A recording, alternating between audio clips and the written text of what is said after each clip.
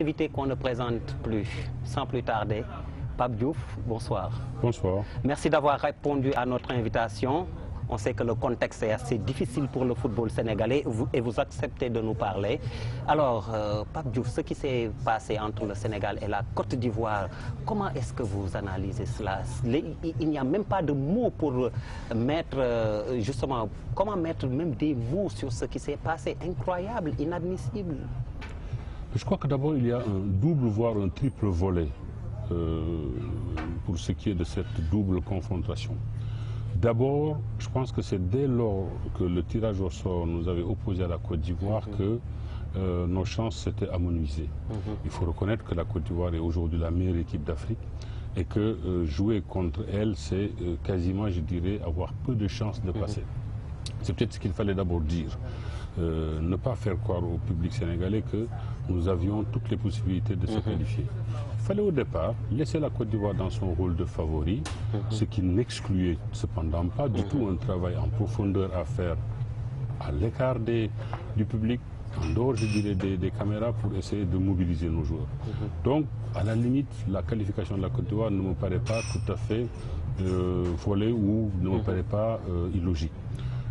Ensuite, je crois que ce qui s'est passé dimanche au stade, samedi au stade de l'Amitié, c'est, si on veut penser aux incidents, c'est la résultante, me semble-t-il, d'une déception très massive. Le public sénégalais y a cru. Il fallait simplement voir déjà le nombre de spectateurs qui se sont déplacés. On ne se déplace pas en aussi grand nombre si on n'y croit pas. Et malheureusement, les circonstances ne nous ont pas été favorables et très rapidement, je pense que le Sénégal a démontré ou a montré plutôt une certaine forme d'impuissance face à une véritable machine de guerre, puisque c'est ainsi qu'il fallait voir l'équipe ivoirienne recroquevillée sur elle-même, assurant d'abord ses bases défensives, ne laissant en pointe que périodiquement Drogba, qui d'ailleurs revenait très souvent au milieu. Je crois que c'était un match qu'on aurait pu effectivement gagner, mais il aurait fallu que les circonstances nous soient vraiment favorables, ce qui n'était pas le cas.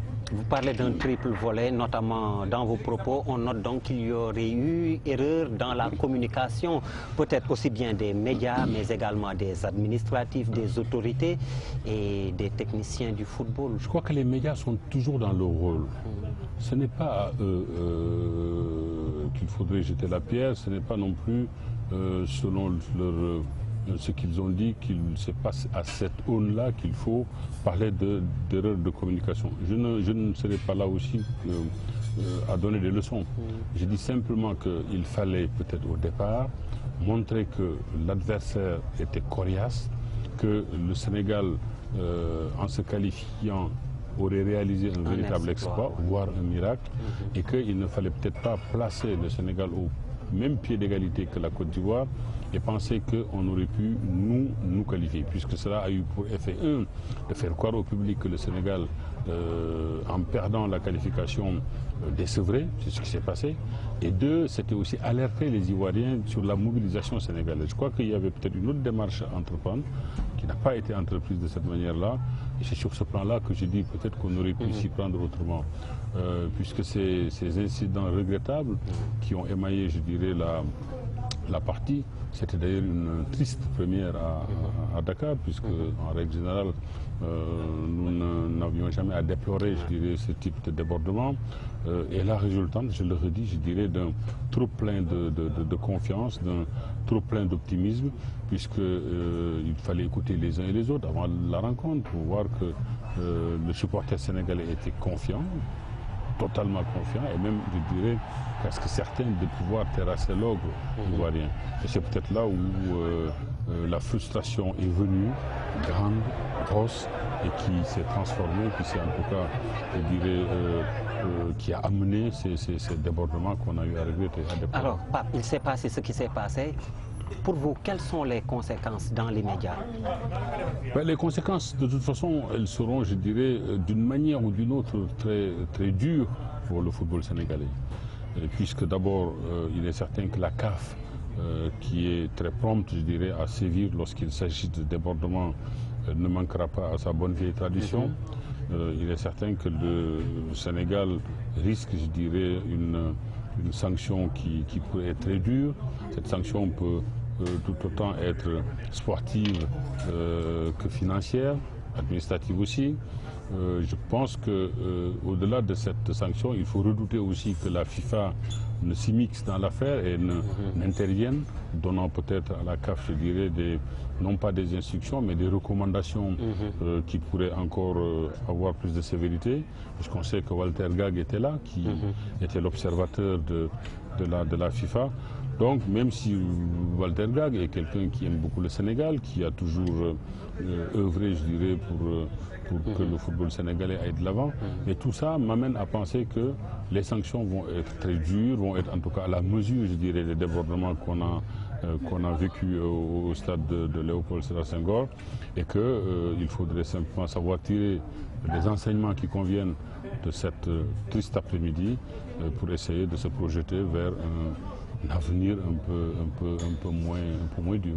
Vous parlez des conséquences, donc des sanctions qui vont certainement tomber au niveau de la CAF, mais également concernant la Confédération africaine de football, est-ce qu'il n'y a pas à redire quand même les pratiques et méthodes qui ont cours là-bas avec Ayatou à la tête de cette instance?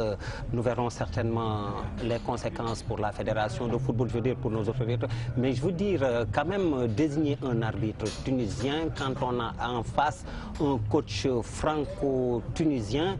Là aussi, bon, peut-être pour certains, la coupe était pleine plusieurs fois. Vous l'avez dit, le public sénégalais, même si ça ne justifie pas ce qui s'est passé, ça l'explique peut-être. La coupe était peut-être pleine aussi pour les supporters sénégalais. Sans doute que la nomination de l'arbitre tunisien pour cette rencontre-là pouvait être sujette effectivement à caution ou en tout cas à réserve. On sait effectivement que Sabri Lamouchi, même s'il a joué, ou même s'il est né en France et qu'il y a joué toute sa carrière, même s'il a joué pour l'équipe nationale française, vous l'avez dit, il est malgré tout un franco-tunisien. Et rien que d'établir ce rapprochement-là, c'est faire naître, je dirais, une forme de soupçon, en tout cas de suspicion. Cela dit, il est vrai aussi que dans la désignation des arbitres, on ne peut peut-être pas toujours tenir compte de ce type de considération pour savoir quel est l'arbitre adéquat. Il n'en demeure pas moins, c'est vrai qu'une fédération ou les dirigeants d'une fédération sont à même de tirer le parti de toutes sortes d'événements pour créer ce que certains appelleront une forme de pression, pour essayer de prévenir des incidents ou simplement, je dirais, de faire en sorte que le parti pris n'aille pas contre leurs intérêts. Excusez-moi, Pape, vous, président de la Fédération de football ou ministre des Sports, vous aurez fait recuser cet arbitre? Sans doute pas ministre des Sports, puisque le ministre des Sports n'a peut-être pas tout à fait cette prérogative. Oui, c'est pour cela que je dis fait récuser. Oui, tout à fait. Oui, évidemment, qu'en tant que ministre des Sports, peut-être que j'aurais pu dire au président de la Fédération mon sentiment, mais très franchement, je ne veux pas me propulser à la place des dirigeants actuels. Il est certain qu'à posteriori, j'aurais beau jeu de dire oui, que j'ai mis ce prix différemment pour que l'arbitre tunisien n'officie pas à Dakar, pour que ce soit un autre arbitre qui vienne. C'est vrai que j'aurais beau jeu de le dire. On peut le penser, mais a posteriori. Alors, de par votre expérience, vous avez été président de l'Olympique de Marseille, un club où il y a énormément de pression. Vous avez vécu ce genre de problème où il fallait mettre l'arbitre sous pression quand même pour éviter de se faire voler ou en tout cas d'avoir des décisions défavorables contre vous? Évidemment, ça fait partie des attributions d'un président. On m'a parfois évidemment aperçu sur les images de la télévision en train de palabrer, comme on dirait ici, avec les arbitres, que ce soit en Coupe de France ou que ce soit même dans le cadre du championnat de France. Certains combats qui m'ont opposé à certains arbitres sont restés, je dirais, mémorables dans les esprits de ceux qui ont été là. C'était effectivement de ma part une manière un peu de prévenir, une manière un peu de mettre ce qu'on appelle évidemment la pression sur l'arbitre, une manière, je dirais, de préserver en amont les intérêts du club dont je suis le président. Tout ça, ça fait partie du jeu. Lorsque j'étais beaucoup plus jeune et que je fréquentais l'Italie avec beaucoup de régularité,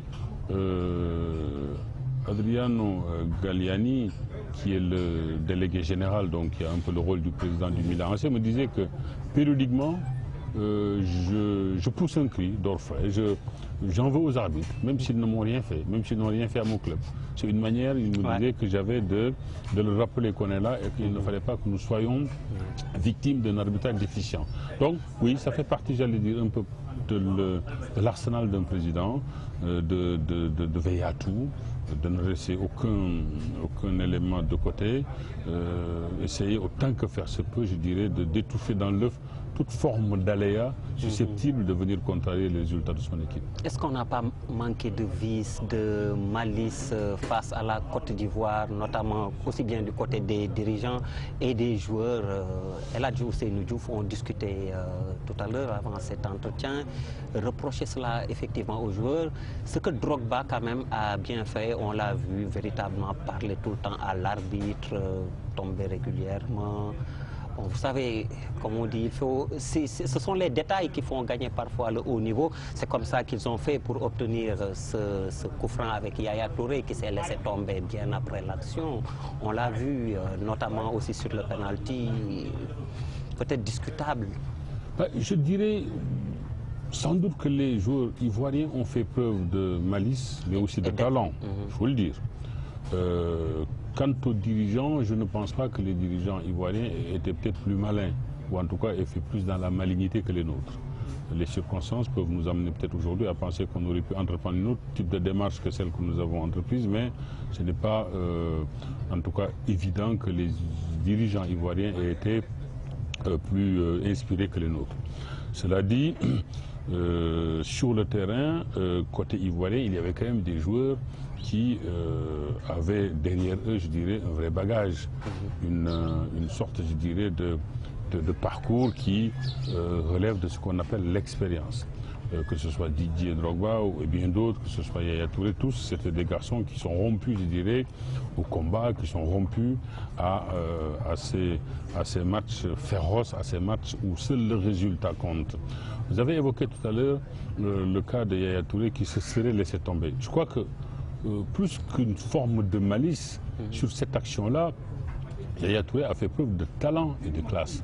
Puisqu'au lieu de se déporter comme l'auraient fait 9 joueurs sur 10, il a su s'intégrer, prendre l'axe et rentrer dans ce qu'on peut appeler la course de ses adversaires. Et 9 fois sur 10, quand un joueur est dans cette position, un souffle de l'adversaire peut le faire tomber. Et l'arbitre, 9 fois sur 10, siffle coup franc pour le joueur en possession du ballon.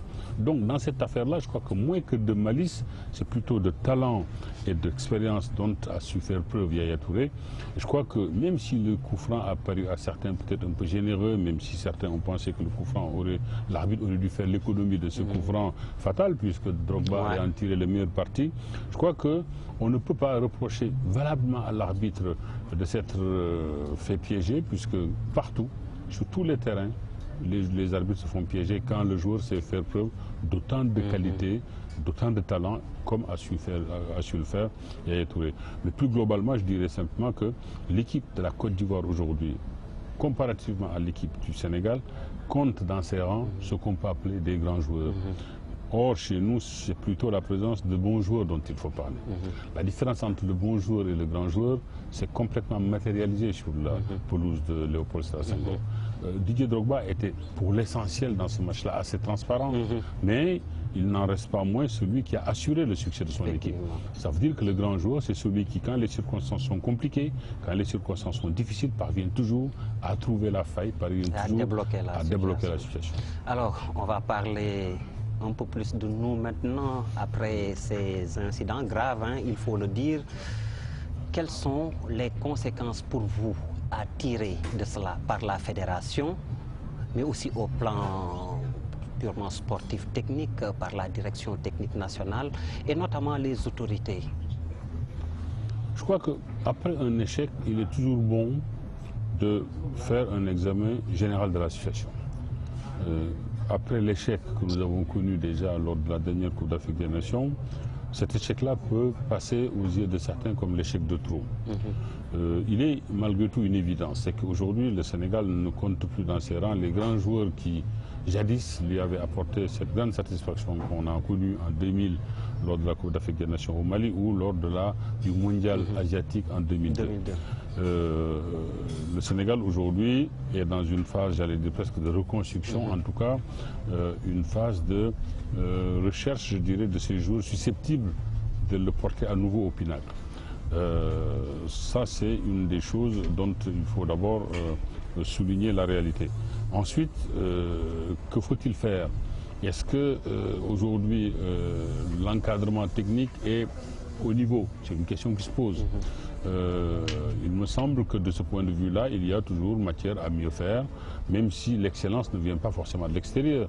On peut tout à fait, même je dirais au plan interne, arriver à trouver un équilibre entre les différents protagonistes techniques de manière à pouvoir conduire valablement cette équipe-là. Mais de manière générale, oui, aujourd'hui, il y a des questions qui se posent. Il faut essayer de trouver les réponses avec malgré tout cette certitude qu'en football, il n'y a pas de vérité définitive ou de vérité catégorique.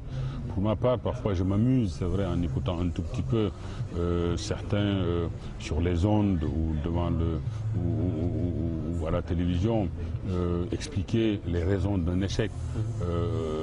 Il m'arrache un sourire souvent, puisque si les échecs étaient aussi facilement explicables, je veux dire, les réussites seraient beaucoup plus faciles aussi à mettre en perspective. C'est que les réussites en général n'ont pas besoin d'explication. Oui, oui, mais est-ce que vous êtes d'accord avec ceux qui réclament quand même des têtes? On ne peut pas faire comme si quand même il ne s'était rien passé. Non seulement ces incidents extrêmement graves, comme je dis, évidemment, mais également au plan sportif. Au-delà du phénomène moyen qu'on évoque souvent quand on parle de football, je crois qu'il y a d'abord un problème de volonté d'organisation. Lorsqu'on voit les difficultés parfois que le public a pour accéder au stade, on ne peut pas parler de moyens. Il faut simplement parler d'organisation. Une organisation sans faille permettrait au public d'accéder sur les gradins, ça veut dire sans avoir besoin de faire ces queues interminables, sans avoir besoin de voir ces voitures, je veux dire, à la queue leu et qui mettent parfois plus d'une heure pour rentrer, accéder dans l'enceinte du stade. Donc, il y a forcément un problème d'organisation qu'il faut nécessairement mettre en place. Ensuite, est-ce qu'il faut couper des têtes? Oui, on peut toujours penser qu'après un échec, il y a des responsables. Il faut savoir situer les responsabilités. Mais en l'occurrence, est-ce que les bonnes têtes à couper ont été identifiées? Quelles sont ces têtes-là? Est-ce que ces têtes-là se trouvent au ministère? Ces têtes-là se trouvent-elles à la fédération? Ou simplement au sein du staff technique ou sur le banc? Il y a donc des questions aujourd'hui qui n'ont pas livré leur réponse véritable. Mais il me semble effectivement qu'il y a là matière à réflexion, il y a matière à revoir tout ce qui a été dit, fait ou en tout cas envisagé, de manière à ne pas renouveler ces erreurs pour la prochaine fois. Mais il y a quand même une réalité qui est incontournable et sur laquelle je reviens toujours. Être éliminé par cette équipe de la Côte d'Ivoire-là n'est pas non plus, je dirais, une vraie surprise, et ce n'est pas une raison pour penser que tout ce qui a été fait au Sénégal n'est pas bien. Puisqu'on a parlé de la fédération, mais reconnaissons à Augustin Senghor, depuis son avènement, qu'il a quand même su, avec beaucoup de simplicité, avec beaucoup d'application aussi, mener les affaires de manière sereine. Il est vrai que peut-être, il n'a pas tout fait de bien, mais on ne peut pas dire aussi qu'il ait tout fait de mal. Alors, au contraire. Est-ce que vous êtes d'accord avec lui dans le dernier numéro de Parlons Foot, animé par Mame Fatou Ndoye? Le président Senghor ne liait effectivement pas son sort au résultat de ce match. Vous êtes d'accord avec lui? On peut être d'accord si on entend par cette profession de foi, par cette déclaration, le sentiment qu'il a sans doute d'avoir fait tout ce qu'il fallait faire. C'est le sentiment un peu de la conscience tranquille. Oui, je peux tout à fait comprendre ça si, comme je le vois moi-même faire, comme je l'entends faire, puisqu'il n'est pas rare que lui et moi nous communiquions parfois sur les matchs du football sénégalais. Je crois que c'est un garçon qui ne mérite pas aujourd'hui l'opprobre, sans doute. C'est quelqu'un qui a beaucoup donné, pas forcément dans le spectacle. Ce n'est pas dans son genre, ce n'est pas le genre de la maison. Maintenant, il n'y a que lui qui peut tirer aussi les leçons, je dirais, de cet échec-là, pour ce qui le concerne.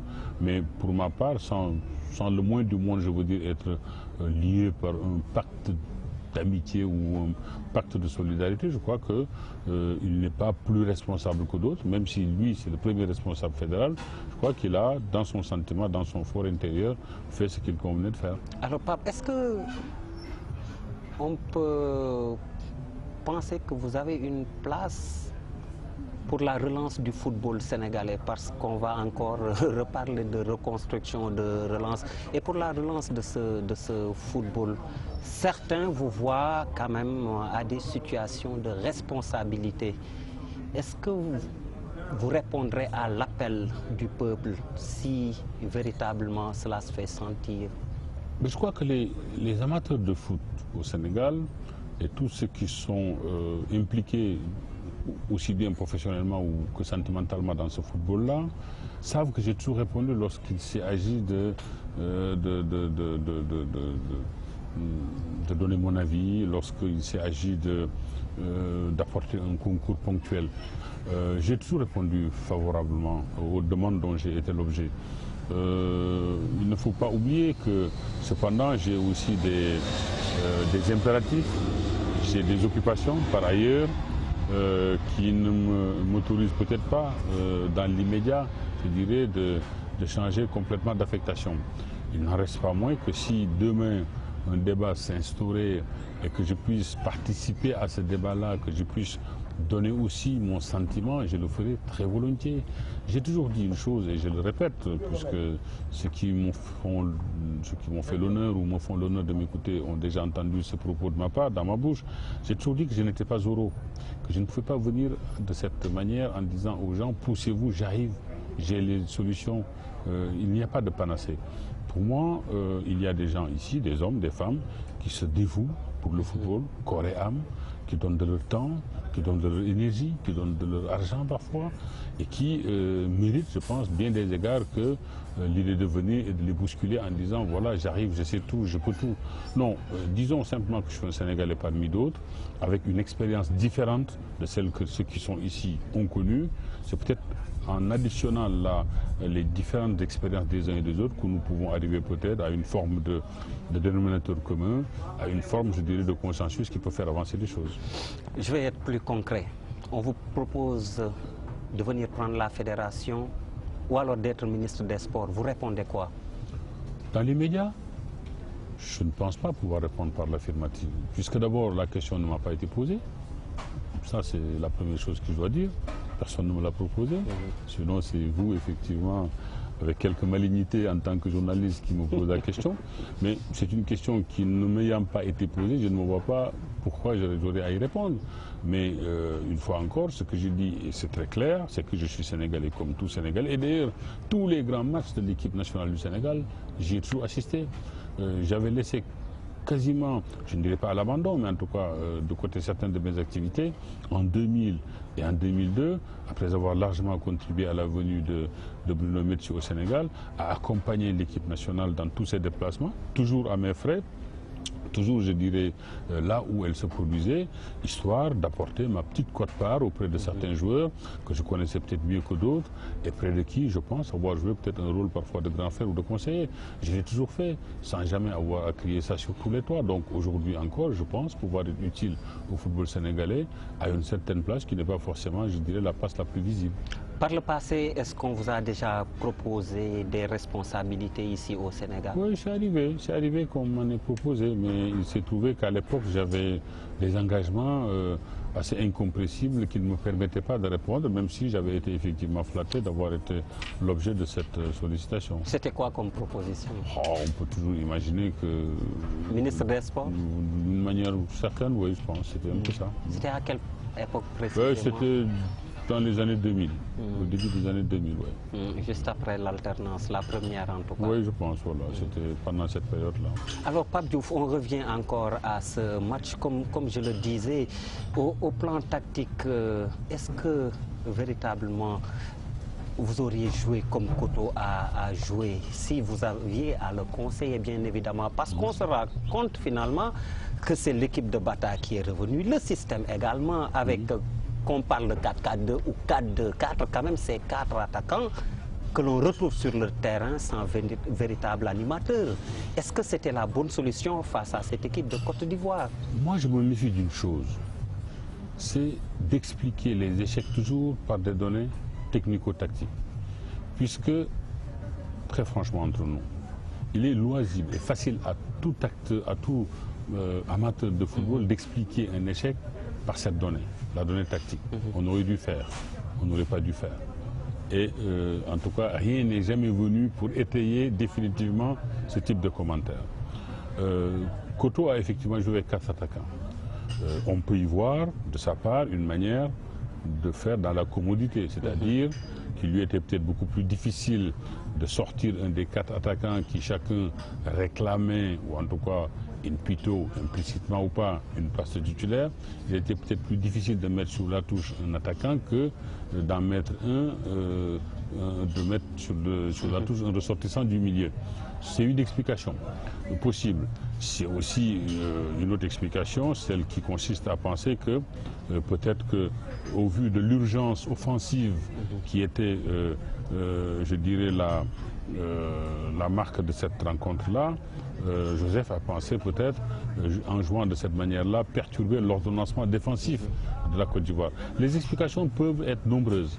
Il est un fait simplement que si effectivement l'équipe du Sénégal avait concrétisé les occasions qu'elle s'était créées en premier temps, puisque n'oublions pas quand même que c'est elle qui s'est créée les premières et les meilleures occasions de but, si elle les avait concrétisées, peut-être qu'aujourd'hui le ton de la discussion prendrait une autre tournure. Ouais, c'est ça le football aussi, puisque l'équipe du Sénégal en premier mi-temps, pour ma part, sans avoir eu à faire un décompte très précis, je pense qu'on peut au moins relever 3 ou 4 occasions très nettes, là où la Côte d'Ivoire n'en a quasiment pas eu.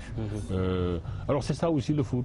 Et on aurait marqué le premier but sur la première occasion, le deuxième but sur la deuxième ou troisième occasion. Aujourd'hui, Koto peut-être n'aurait pas été élevé au grade de chevalier national, mais en tout cas, on n'en serait pas aujourd'hui à discuter certaines de ces options tactiques. On sait qu'il y a énormément de problèmes de vestiaire aussi dans cette tanière, dans l'équipe du Sénégal.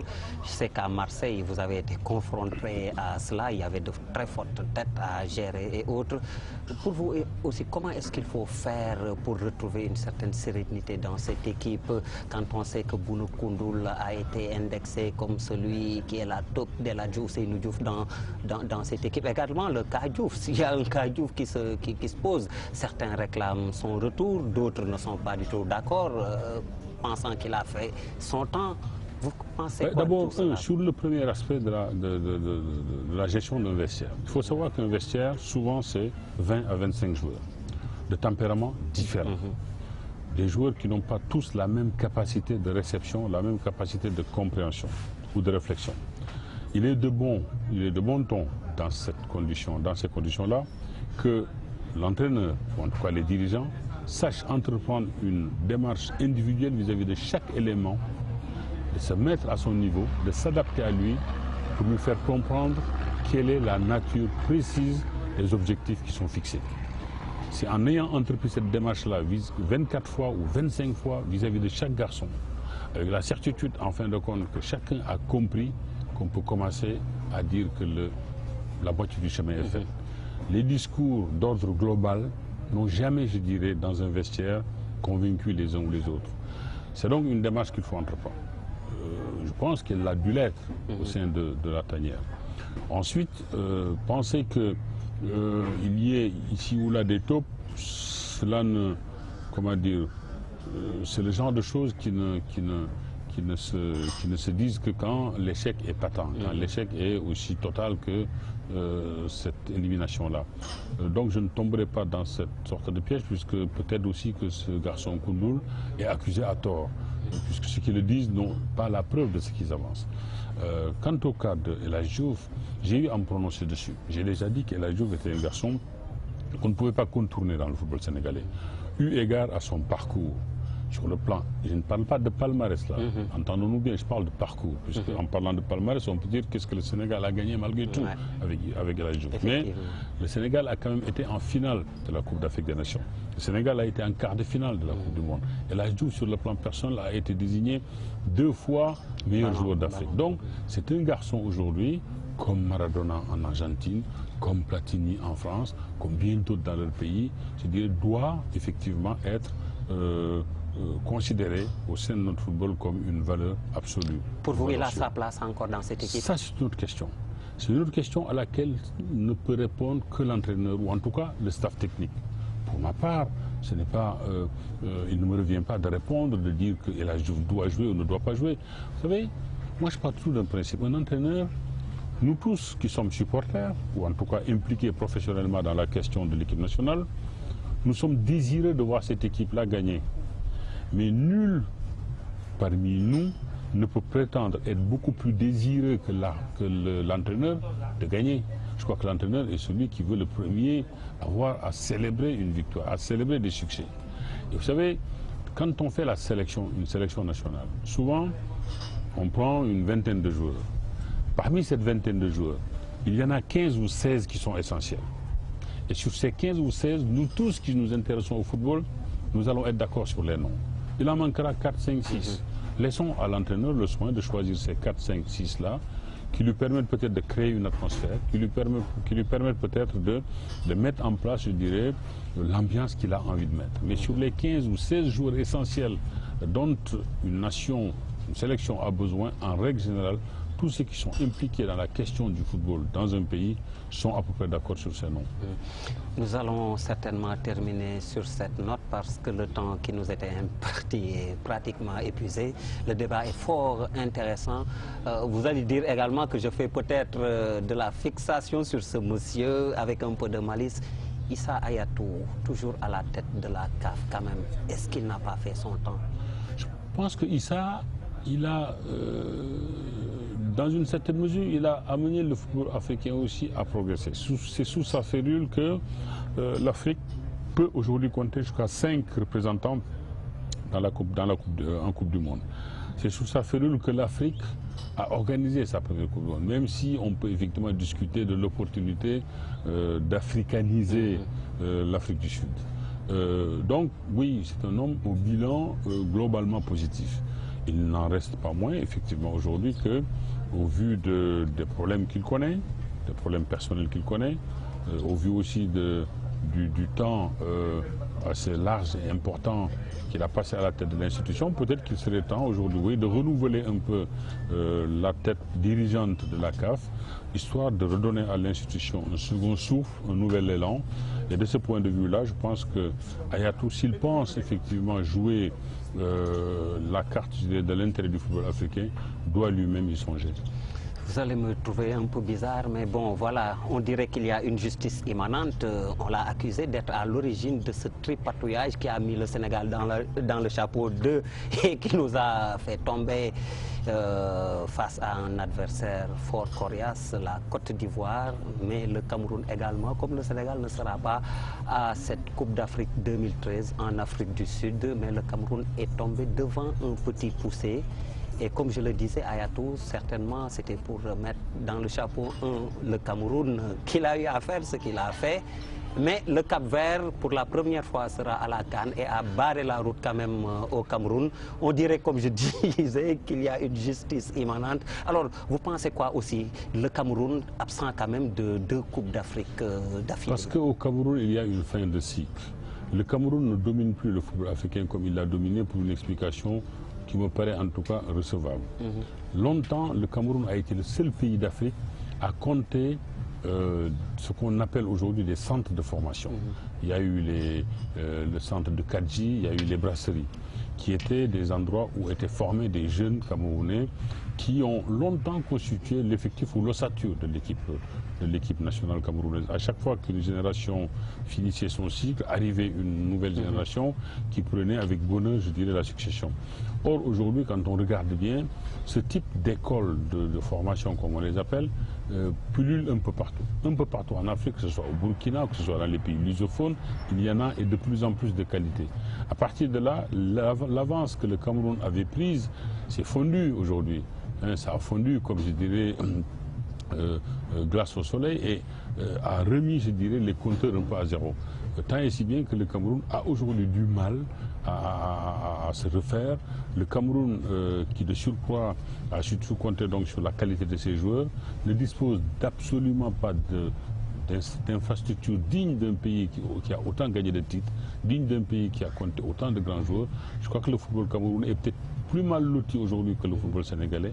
Il a besoin, je dirais, d'une restructuration en profondeur, ce que je n'ai pas manqué à dire à mes amis camerounais, puisque souvent je suis effectivement l'objet d'interrogations de leur part. Alors, vous fermez la porte peut-être aux responsabilités ici au Sénégal, fédération ou ministère, et à la CAF. Pape Diouf à la tête de la CAF, c'est envisageable? Mais d'abord, je n'ai pas fermé la porte ici. J'ai dit qu'aucune proposition de cette nature ne m'a été faite. Donc je ne peux pas répondre, je dirais, dans le néant. Je ne peux pas répondre comme ça en disant... Donc le président Macky Sall vous appelle, vous répondez, vous êtes disponible? Quand il m'appellera, je reviendrai dans vos antennes pour dire un peu ce qu'il en aura été. Alors pour la CAF, je n'ai pas non plus cette prétention-là, puisque aujourd'hui, je pense, assez bourlingué. J'ai fait beaucoup de choses, beaucoup de métiers dans le milieu du football. La CAF, oui, c'est une institution sans doute prestigieuse. C'est aussi une institution qui a besoin, je dirais, de réorganisation. J'ai des idées sur cette institution, mais d'autres peut-être ont davantage que moi milité en son sein, d'autres peut-être plus que moi ont je dirais, cette vocation d'aller pour diriger la CAF, vocation que je n'ai pas, pour que je puisse dire ici non, la CAF n'est pas non plus, je dirais, une des cibles aujourd'hui que je vise. Non. Merci Pape Diouf, merci vraiment d'avoir répondu à notre invitation. Merci à vous également de nous avoir reçus chez vous. Un coucou à Mame Fatou Ndoye en congé. Nous lui souhaitons bon repos et certainement la semaine prochaine pour vous servir Cheikh Tidiane Diao ou moi-même, sachant qu'il n'est vraiment pas facile de remplacer Jigéen ju mën góor Mame Fatou Ndoye. Allez, merci, bonsoir, à la semaine prochaine.